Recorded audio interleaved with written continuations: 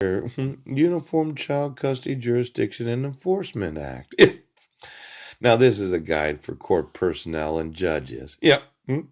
And when you read the Relocation Act, yeah, I'd be wanting to know if that's included in that. I could find out for myself, but I can only look at one document at a time here. Now, for the individuals that are, well, members of the National Council of Juvenile and Family Court Judges, yeah, established since 1937. Yeah, why don't you get me every member and all dues that have been paid since that time? And then there's the National Center for State Courts, the NCSC. Yeah.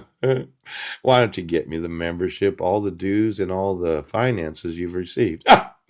Now, both of you getting sued right now for not informing the respondent at the time of serving them. Yeah. Legal Resource Center on Violence Against Women. Oh. That the respondent had all these additional laws that were involved in getting a dissolution of marriage. Now there's a grant number here awarded by the Office on Violence Against Women. Oh, why don't you get me every grant in their actual finances for the last 20 years? Yeah. And then there's the employees of the Department of Justice. Oh, for the DOJ. Punch right now!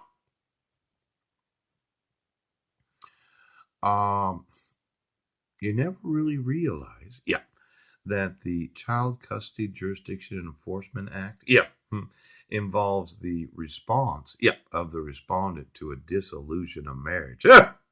See, it doesn't talk a whole lot about child custody when you're served the petition and summons for dissolution of marriage. Yeah, kind of ask you, yeah, do you want a divorce or not? Do you want to join in the divorce? Or don't you? Now, for a lot of men that think, well, I'm just going to let her have it. It's easier for the both of us. Oh, did you realize that every time that your wife moves, yeah, your ex-wife, yeah, this whole grouping of federal laws applies to you. Yeah.